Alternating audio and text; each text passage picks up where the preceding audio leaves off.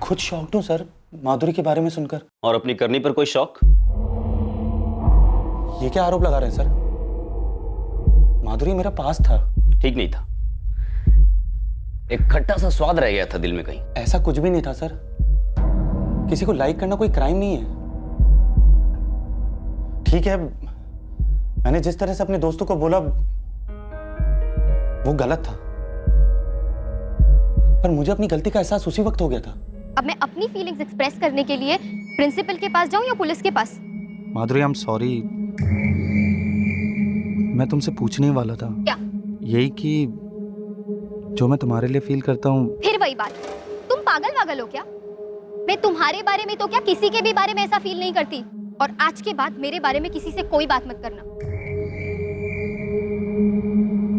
माधुरी, दिल से कह रहा हूँ सॉरी। आगे से ऐसा कभी नहीं होगा। तुम्हारे सॉरी बोलने से ना कुछ ठीक नहीं हो जाएगा। जो बकवास फैलाकर रखी है ना तुमने कैंपस में, जाके पहले उसको ठीक करो। अगर अगली बार मुझे ऐसी किसी अफवाह का सामना करना पड़ा ना, तो तुम्हें मेरे स्ट्रिक्ट एक्शंस का सामना करना पड़ेगा। मुझे बहुत शर्म आई। इतना गंदा लगा अपने आप के बारे में कि मैं अपनी शक्ल माधुरी को कभी नहीं दिखाना चाहता था। इसलिए मैंने वो कॉलेज ही छोड़ दी। और तुम्हें लगता है कि तुम्हारा ये हृदय परिवर्तन वाला झूठ हम लोग मान लेंगे? सर, आप लोग क्या मानेंगे या क्या नहीं मानेंगे वो मैं नहीं जानता, लेकिन कॉलेज छोड़ने के बाद आज 28 जून 2016 को मैंने माधुरी का नाम पहली बार सुना। प्रदीप, कॉलेज छोड़ने के बाद और क्या क्या किया तुमने? मैंने दूसरा कॉलेज ज्वाइन किया और अपनी इंजीनियरिंग कंप्लीट की। फिर उसके बाद जॉब की। अपनी ही दोस्त अंकिता से मुझे सच्चा प्यार मिला, जिससे मैंने शादी की। अब मैं सेटल्ड हूँ सर, और माधुरी से मेरा दूर दूर तक का कोई वास्ता नहीं है। लेकिन दूर दूर से सुपारी तो दी जा सकती। ऐसा नहीं है सर। मैं मानता हूं कि आप लोगों की इन्वेस्टिगेशन आप लोगों को मेरे पास तक ले आई है, पर वो मेरा पास था जो आप लोगों को मेरे पास तक लाया। मैं अपना पास भुला चुका हूं सर। वो मेरे लिए क्लोज चैप्टर है। मैं जाऊं सर? लेकिन फोन चालू रखना, हम लोग कभी भी फोन कर सकते हैं।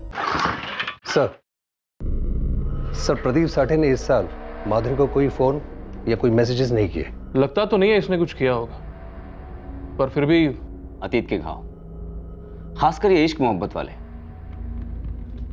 अक्सर नासूर बन के पनपते रहते हैं। पूरा चिट्ठा खुलवाता हूं इसका पिछले 2 सालों का। सर, इस प्रदीप साठे को पूरी तरह से हम रूल आउट तो नहीं कर रहे, लेकिन एक तरह से हमारे हाथ में कुछ है नहीं। चलो अभी के लिए मान लेते हैं कि प्रदीप कातिल नहीं है। फिर कौन है? कौन है जिसे माधुरी से इतनी नफरत थी, इतना गुस्सा था? सर, 4 महीने पहले तो माधुरी मुंबई आई थी एक नई जिंदगी बनाने के लिए। होनहार थी, मेहनती थी, कोई उससे जल गया क्या?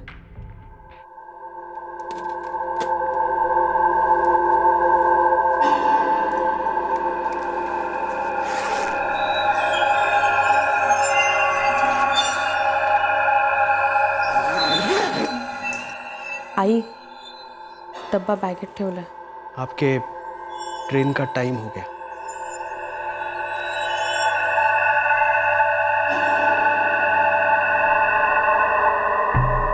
आई,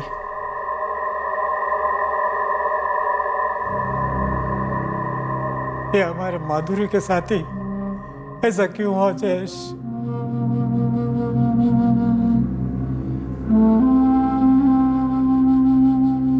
अब मैं क्या बोलूं बाबा? मेरे पास बोलने के लिए कुछ है ही नहीं। कोई था या? अब ये सब सोच के क्या होने वाला है? माधुरी तो गई, अब सब पुलिस के हाथ में है। जब पता करेगी तब पता चलेगा क्या सच था क्या नहीं।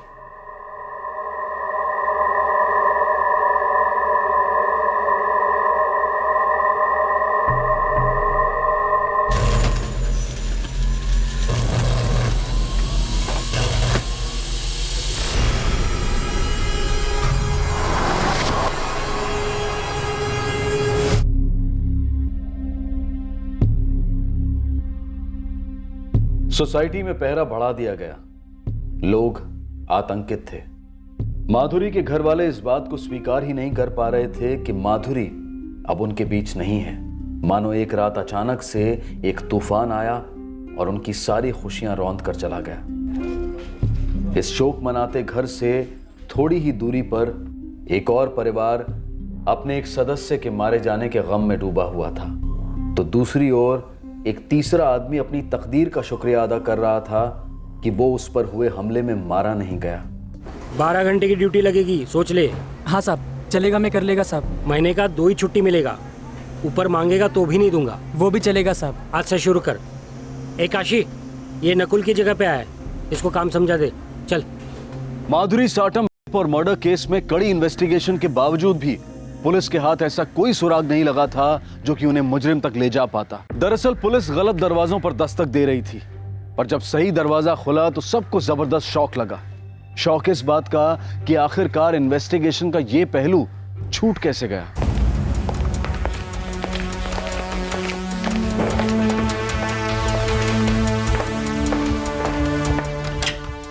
मैं कम सर? यस कम इन। पूरा शहर दहशत की गिरफ्त में है। एक कंस्ट्रक्शन साइट पे वॉचमैन का मर्डर, एक जवान लड़की के घर में घुसकर उसका और फिर उसके बाद उसका मर्डर, एक वॉचमैन पर अटैक। बस मैं यही चाहता हूं कि ये तीनों केस जल्द से जल्द सॉल्व हो जाए। हम लोग काफी कड़ी इन्वेस्टिगेशन के साथ साथ प्रिवेंटिव कदम भी उठा रहे हैं। नाइट पेट्रोलिंग डबल कर दी गई है और खबरी ओवरटाइम कर रहे हैं। पर मैं चाहता हूं कि ये काम और भी फास्ट हो। विजय, मैं चाहता हूं कि माधुरी साटम का case crime branch local police के साथ हैंडल करे। बाकी 2 केसेस पे भी इंटेलिजेंस और प्रोग्रेस शेयर होगी। सच कहें तो इस केस को अभी तक हमने हर एंगल से टटोला पर कुछ नहीं मिला। माधुरी साटम का फोन अभी भी सर्विलांस पर है? यस सर, पर अभी तक कोई एक्टिविटी रजिस्टर नहीं हुई है। और वो दोनों केसेस महेश जगताप और नीलेश पांडे? दोनों में इन्वेस्टिगेशन चल रही है सर, लेकिन अभी कोई रिजल्ट हाथ नहीं लगा।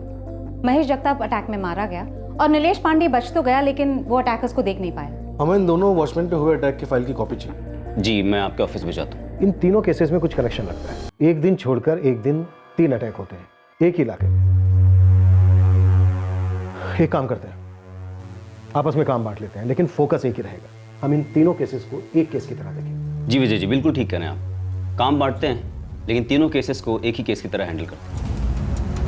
सर, तीनों केसेस की FIR मंगवा लेता हूं। नरेश, माधुरी साटम मर्डर केस का एंगल पर्सनल हो सकता है, लेकिन हालात पर गौर करें तो कुछ और ही है। एक काम करते हैं, इन तीनों केसेस पे अपनी पूरी ताकत लगा देते हैं। सर, माधुरी साटम का घर और सोसाइटी एक बार चल के देख लें? अभी चलते हैं।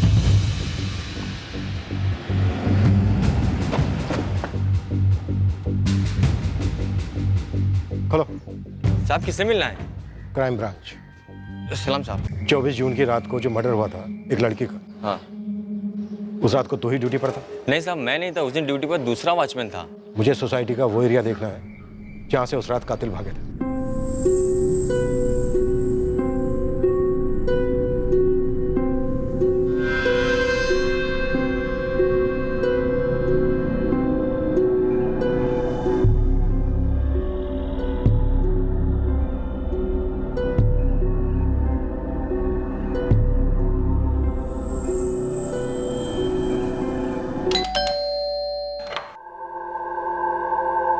क्राइम ब्रांच,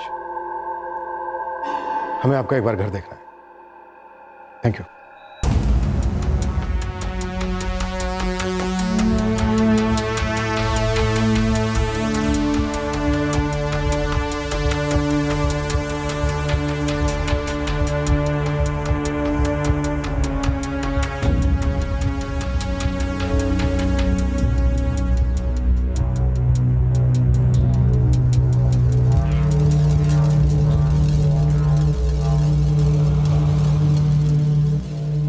सर, कुछ पता चला किसने किया मेरी बहन के साथ?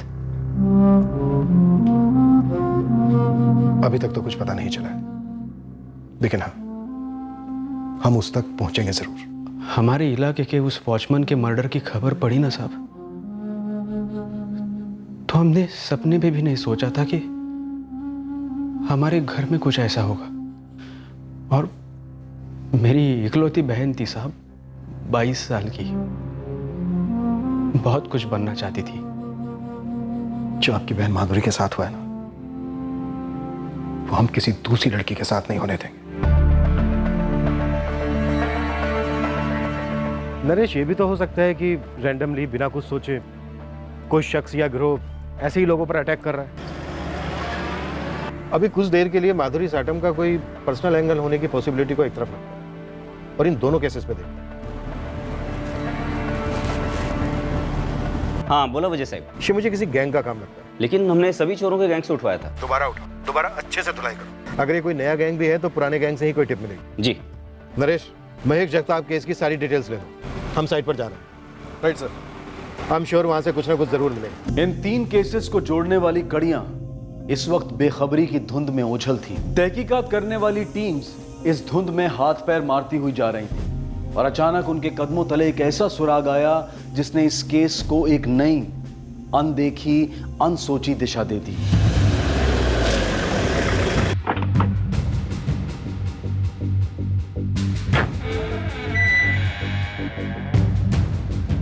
जी क्राइम ब्रांच। सबीना, क्या नाम बताया था उसका? अजीत सालवी साहब, वो वहीं का रहने वाला है। उसी ने सबसे पहले महेश जगताप की लाश को देखा था। इस अजीत को फोन करके बोलो आके हमसे मिले, हम लोग क्राइम सीन पर ही हैं। सर, वॉचमैन महेश जगताप की लाश जिसने सबसे पहले देखी थी, अजीत सलवी, वो पहुंचने वाला है। अजीत सलवी? हो साहब, मीट। वॉचमैन महेश जगताप की लाश सबसे पहले तूने देखी थी? हो साहब, मैं वहाँ संडास जा रहा था।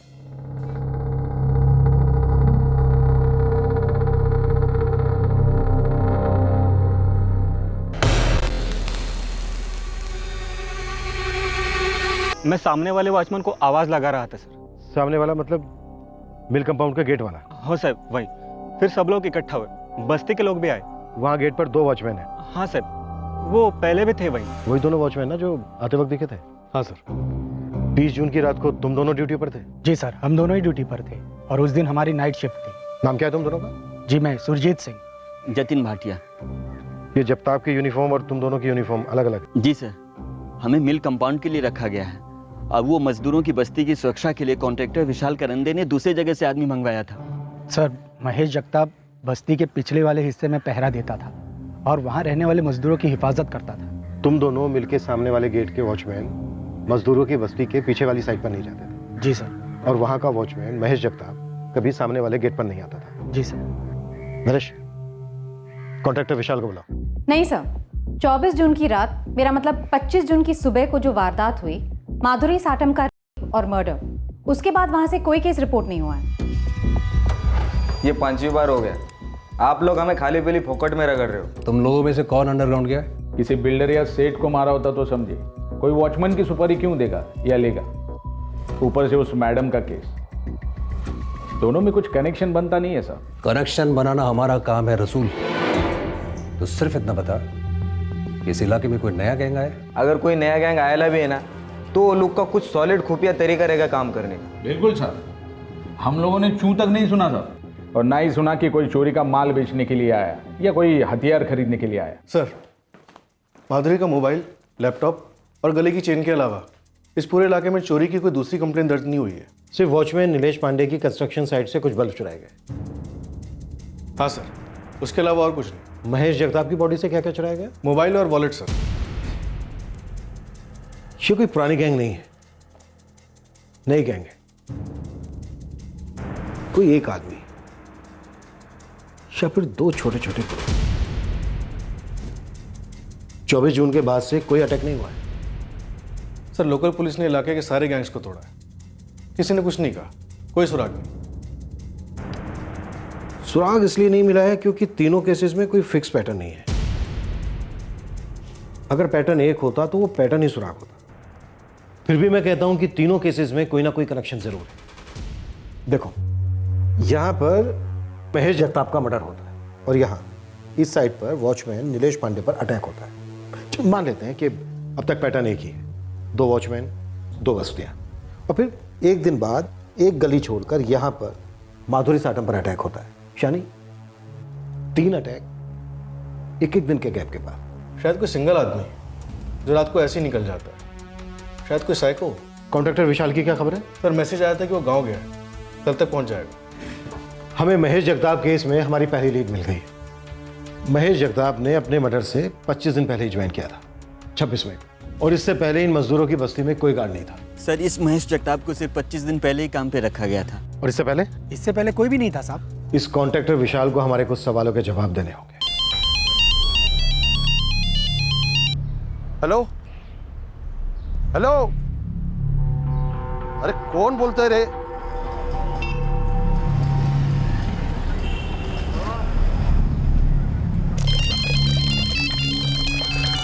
हेलो, अरे कौन बोलते रे बाबा?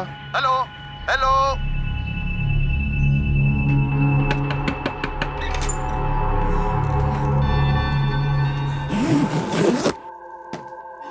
अगं ट्रेनचा टाइम झाला आता. तयार होय की नाही दोनों?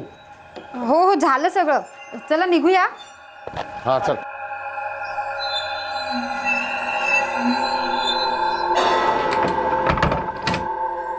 तेव्हापासून तुम्हाला बोलतोय. हो. आता या की लवकर आता. चल राखी, चल लवकर.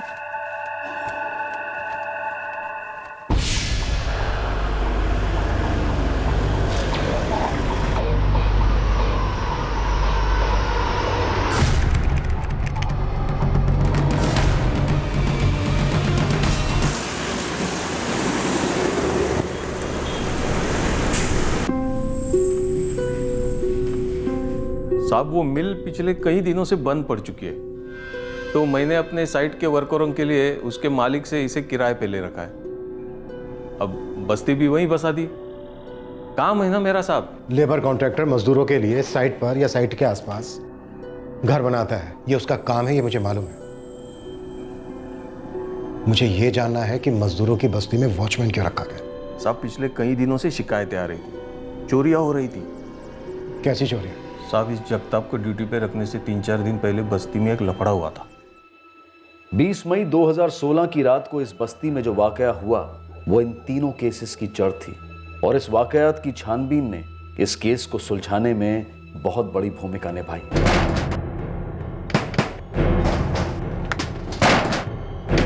क्या हो रहा है यहाँ? कौन पत्थर मार रहा है?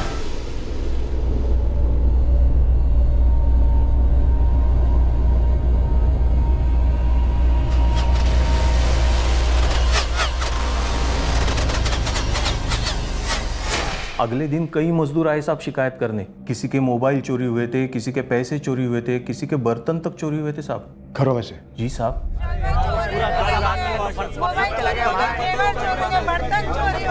हम मिल के गार्ड लोगों को पूछने गए कि क्या लफड़ा है, उतने में हमारे घरों में घुसकर कोई चोरियां कर गया. ये पीछे का इलाका है बड़ा खतरनाक. आप लोग अपने अपने खोलियों के दरवाजे खुले छोड़ गए थे. एकदम से पथराव होने लगा छतों पर. हम सब बाहर भागे. अब कौन दरवाजा बंद करने की सोचता. आपने तो चोरों को खुला ऑफर दे दिया. लोगों की पूरे दिन की कमाई गई है विशाल बाबू. हाँ विशाल बाबू, कई लोगों के तो फोन भी गए. इतना नुकसान कौन भर के देगा विशाल बाबू. देखो मैं आप लोगों का नुकसान भर के नहीं दे सकता. हाँ लेकिन आगे ऐसा ना हो इसके लिए कुछ बंदोबस्त कर सकता हूँ. कैसे? मैं एक वॉचमैन रखवा देता हूँ, वो पिछले इलाके में पहरा देगा. तभी मैंने एजेंसी से इस महेश जगताप को ड्यूटी पे रख लिया साहब. उस रात को जो छतों पर पथराव हुआ था और घरों में से चोरियां हुई थी, इसकी शिकायत दर्ज करवाई थी पुलिस स्टेशन में?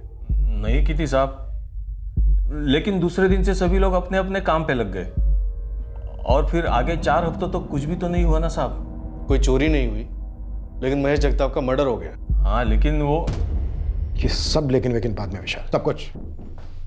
उस रात मजदूरों के घरों से क्या क्या चोरी हुआ उसकी मुझे लिस्ट चाहिए. फोन, कैश, बर्तन, सब कुछ. साहब मेरा फोन नंबर बोलो. 4447 86 545. ठीक. मेरे 2500 रुपये भी गए साहब. मेरा भी मोबाइल गया. सर कुल मिलाकर 15 मोबाइल चोरी हुए. सबके घर से कुछ ना कुछ कैश गया. टोटल 35-40 हज़ार के आसपास. और इसकी रिपोर्ट नहीं लिखवाई इन लोगों ने? नहीं सर. जितने भी मोबाइल चोरी हुए हैं सबके कॉल रिकॉर्ड निकालो. तुक्का लगाते हैं, हो सकता है निशाना सही लग जाए. मुझे नहीं लगता है किसी एक आदमी का काम है, शायद कोई गैंग है, और इतना नया कि अभी तक रडार पर नहीं आया है. विजय जी हमसे एक चूक हो गई कि पिछले वाले गेट पर पहले गार्ड था ही नहीं. इस बात को हमने टटोला नहीं, चेक नहीं किया. चुराए गए नंबर की कॉल डिटेल्स आ जाए. शायद वो नंबर की कड़ियां हैं इन केसेस को जोड़ने वाली.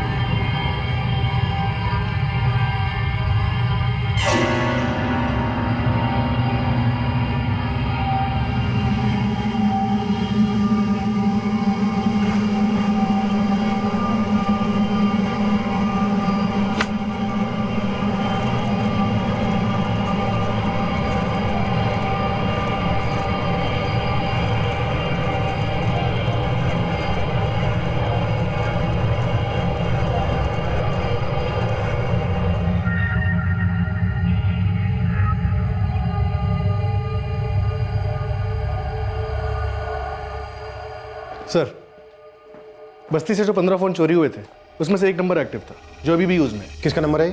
मंगेश बंसोड़े का। 4447 86 545। 444-786-545। इस नंबर से पिछले 3 हफ्तों से सिर्फ एक ही नंबर पे कॉल किया गया, 444-120090। ये किसका नंबर है?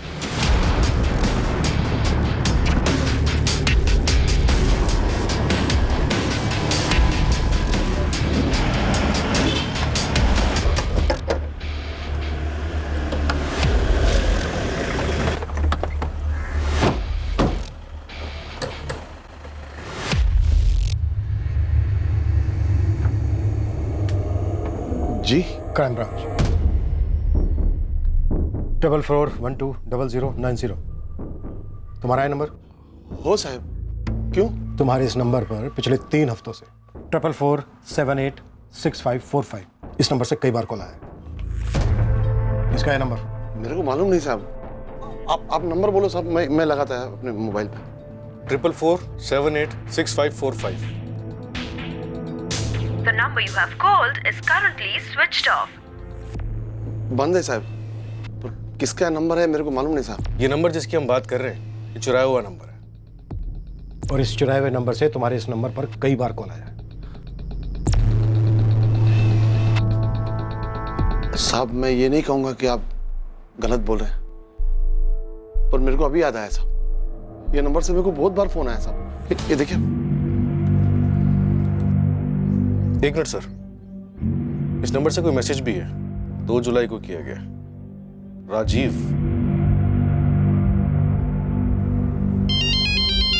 हेलो, कौन बोलता है?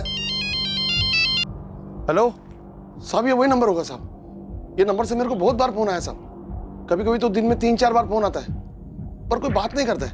कौन है राजीव? मैं नहीं जानता साहब। तुम्हारे घर में इस नंबर को तुम्हारे अलावा कोई और भी इस्तेमाल करता है? मजदूर आदमी हूँ साहब।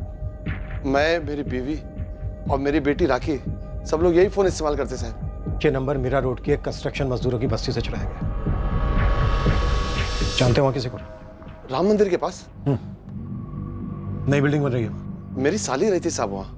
वो और उसका पति वहाँ बिल्डिंग में मजदूरी का काम करते हैं। अमित मोहिते नाम है मेरे साड़ू का। अरे कल घर पे आना मेरे, आज छुट्टी है मेरी, आ जाओ यार। तुम अभी अपने साड़ू अमित को फोन लगाओ।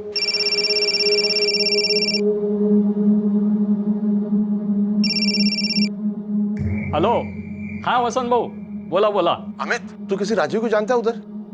राजीव? हाँ, उसके फोन से मेरे को बहुत बार फोन आया था, पर कोई बात नहीं करता है। एक बार मैसेज भी आया जो मैंने देखा नहीं, पर उसपे भी राजीव ही नाम लिखा है। मुझे पहचानने वाला कोई राजीव आपको फोन और मैसेज काय को करेगा? वो सब छोड़ना, तू किसी को जानता है क्या? हाँ जानता हूँ। कौन है? हमारे बाजू में एक बेवड़ा रहता है, चंद्रकांत सरोदे करके। उसकी पत्नी घर काम करती है, उनको एक बेटा है, उसका नाम राजीव है। वो करता क्या है? चोरी करता है साहब। मेरे साड़ू के पड़ोसी का लड़का है वो राजीव। वो कह रहा है कि वो चोरी चकारी करता है। अमित, मैं विजय, क्राइम ब्रांच से हूँ। जितना जल्दी हो सके तुम हमारे ऑफिस पहुंचो, हमें इस राजीव के बारे में जानकारी चाहिए। वसंत, तुम्हारी बेटी राखी इस राजीव को जानती है क्या? माहित नहीं साहब, अभी वो गांव में। फोन लगाओ गाँव में।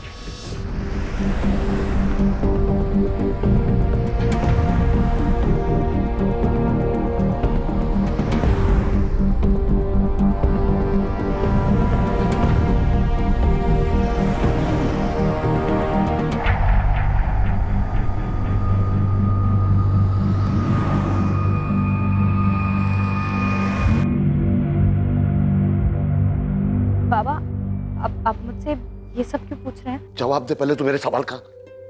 तू वो राजीव को जानती है क्या? वो बाबा जानती है मैं। ये वही राजीव तो नहीं जो तेरे मौसी के पड़ोस में रहता है? वो बाबा। तू मौसी क्या रहने जाती थी, तभी जान पहचान हुई तेरी उससे? वो बाबा, अब आप बोलोगे क्या किया है उसने, क्या हुआ उधर? ये सब मेरे को नहीं मालूम। पुलिस वाले बोल रहे थे कि उसको पता नहीं चलना चाहिए कि पुलिस उसको ढूंढ रही है। आज के बाद तू उससे एक शब्द भी बात नहीं करेगी। बोला ना, बात नहीं करेगी।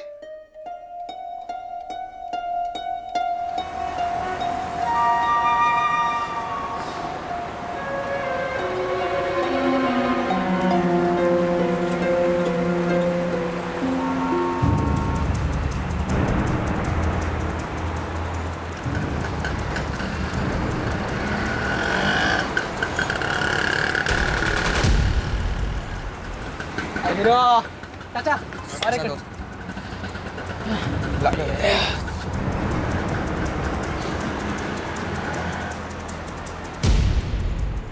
चैतन्य नगर में सर, 2 और लोग साथ में हैं।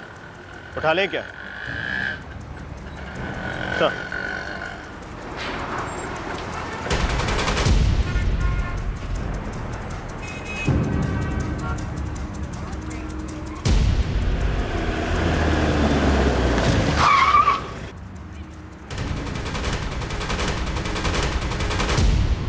चल। कौन हो तुम लोग? काय झालं? Crime branch. चल बताते तुझे काय झाला। सब क्या करें सब? मैंने कुछ नहीं किया। सिर्फ 17 साल का है मेरा राजीव। मैं और मेरा बच्चा ही घर चलाता है साहब। उसका बाप बेवड़ा और नालायक है। आप उसको छोड़ दो साहब। कुछ गलतफहमी हुई है आपको। अगर कोई गलतफहमी हुई है तो हम उसे सुधार लेंगे। चुराया हुआ मोबाइल मिला है उसके पास। फोन साहब, फोन तो मुझे रास्ते पर पड़ा मिला था। और क्या क्या चीजें मिली थी तुझे रास्ते पर पड़ी हुई? और कहाँ है वो सब? छोड़ दो ना साहब, आप लोगों को ना सच में गलतफहमी हुई है। सब सीधा साधा लड़का हूँ, बाप बेवड़ा है मेरा, माँ का हाथ बटाने के लिए नौकरी करता हूँ साहब। आर के मिल कंपाउंड में मजदूरों की बस्ती पर पथराव, फिर चोरी, उसके बाद वहां के वॉचमैन महेश जगताप का मर्डर, फिर सागर लक्ष्मी निवास बिल्डिंग के नीलेश पांडे पर हमला, उसके बाद श्री सुनेत्रा अपार्टमेंट की माधुरी साटम और मर्डर। क्या बोल रहे हो साहब? मैं होटल में वेटर का काम करता है, चाय कॉफी का बिल फाड़ता है साहब, और आपको कितना बड़ा बिल हमारे नाम पे फाड़ रहे हो? कुछ किया है क्या तुम लोगों ने? बोल दो साहब को कुछ किया है तो। साहब आप लोगों ने गलत लोगों को अंदर किया है। Sir 1 minute.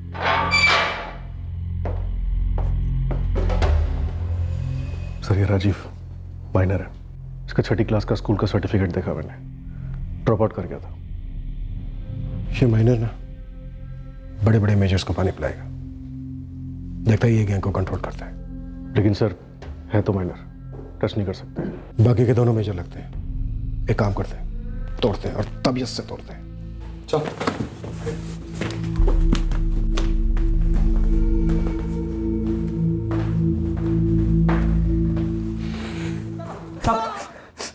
मैं बताता हूँ साहब, हम लोग ने सारा कांड किया, हर जगह हम लोग थे, लेकिन इसके पीछे पूरा का पूरा दिमाग वो राजीव का था। वो प्लानर है हमारा, बॉस भी।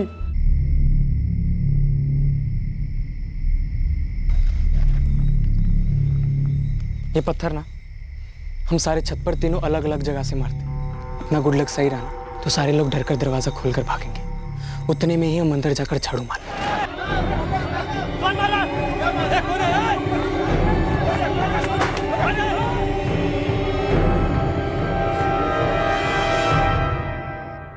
कंस्ट्रक्शन साइट पर बल्ब चुरा रहे थे ना साहब, तो वहाँ पर वो वॉचमैन टपक पड़ा था साहब हम लोग को लगा वहाँ पे मजदूर लोग रहेंगे, हम उनको लूट सकेंगे। भागो यहाँ से, चलो। महेश जगताप, हम लोग वो बस्ती में जब दोबारा लूटने गए तब ये वॉचमैन था उधर। तब ये राजीव बोला हम लोग को कि साले को खत्म कर दो, फिर इस बस्ती में कोई वॉचमैन बनने का डेयरिंग नहीं करेगा। अब देख अपना काम कैसे मक्खन की तरह चलता है। श्री सुनेत्रा अपार्टमेंट की वो लड़की जो अपने घर के बाहर के कमरे में थी,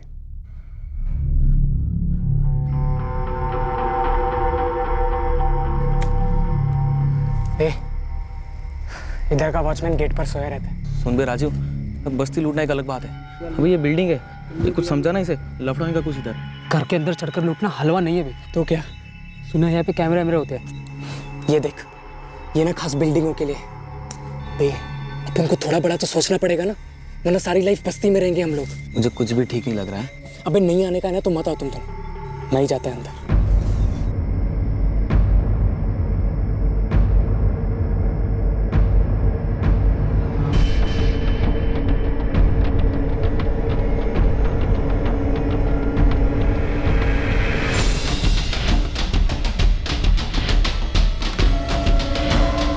वॉचमैन पकड़ो उसको, वॉचमैन! अरे वो भाग रहा है। क्या भाई? वॉचमैन! चल हम चलते हैं, नहीं तो हम भी मरेंगे। अबे चलना, चल चल। हम बिल्डिंग में गए नहीं थे साहब, हम बाहर से कर लिए थे। हम लोग को नहीं मालूम कि राजीव फ्लैट में क्या क्या किया। दूसरे दिन अखबार पढ़ा तब समझ में आया कि ये क्या क्या कांड करके रखा है। सिर्फ राजीव गया था अंदर? हो साहब। हाँ साहब। जो सामान चुराया था कहाँ है वो? हमारे बस्ती के पीछे खाड़ी की जमीन है, वहीं पे सामान छिपाया।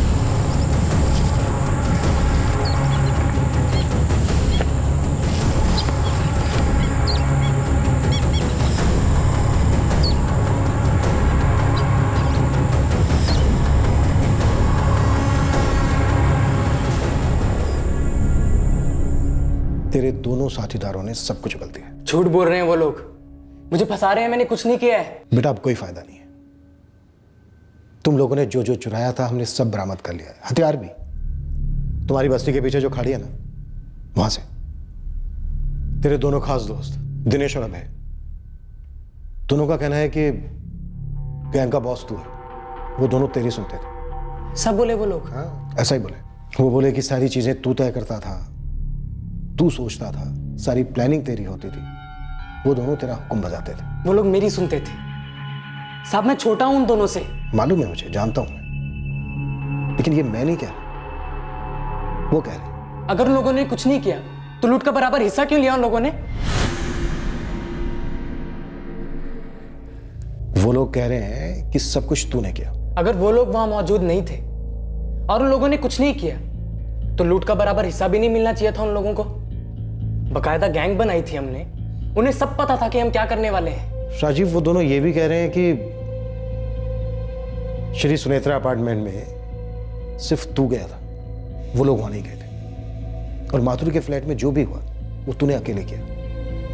हाँ साहब। मेरी ये समझ में नहीं आ रहा है कि तुम माथुर के फ्लैट में गया कैसे होगा।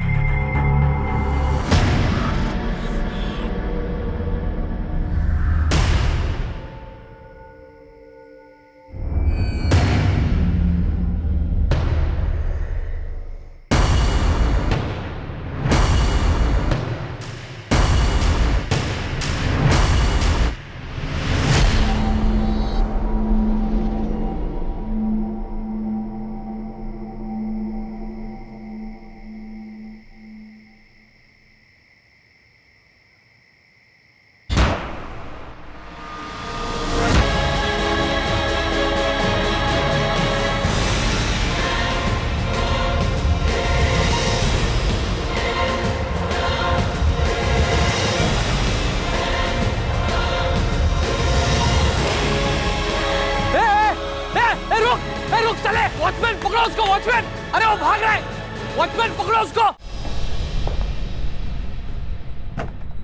माधुरी का लैपटॉप है सर, उसका मोबाइल भी बरामद हो गया। तू सच में 17 साल का है? हाँ साहब। साहब और एक बात। बोल। वो लोग जो बोले कि मैं बॉस हूं गैंग का, ये बात सच है। और साहब ये भी बात सच है कि लूट का बराबर हिस्सा तीनों में बंटता था।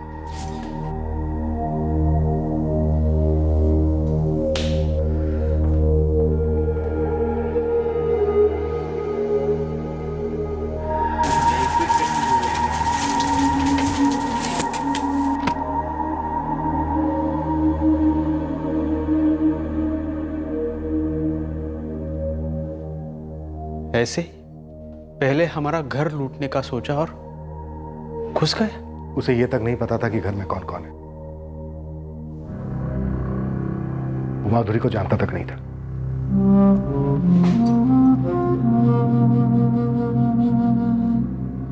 महेश जगताप के घर वाले भी बुरी तरह से चौंक गए हैं, ये जानकर कि एक नाबालिग लड़के ने अपने 2 बालिग दोस्तों के साथ मिलकर महेश का कत्ल सिर्फ इसलिए कर दिया ताकि बस्ती वाले घबरा जाएं।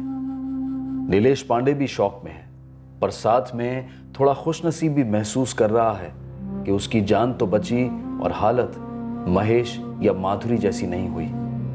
नाबालिग राखी भी बेहद दुखी हो गई है ये जानकर कि जिस नाबालिग लड़के से वो प्यार करने लगी थी वो दरअसल एक चोर, लुटेरा और खूनी भी है। उसे उतना ही पता था जो राजीव ने उसे बताया था। प्रदीप साठे अपने अतीत के बल पर माधुरी और मर्डर केस में सस्पेक्ट बन गया था, पर असली मुजरिम के पकड़े जाने पर उसे भी थोड़ा सुकून महसूस हो रहा था और थोड़ा दर्द भी ये जानकर कि माधुरी की इतनी भयंकर तरीके से हत्या हुई थी।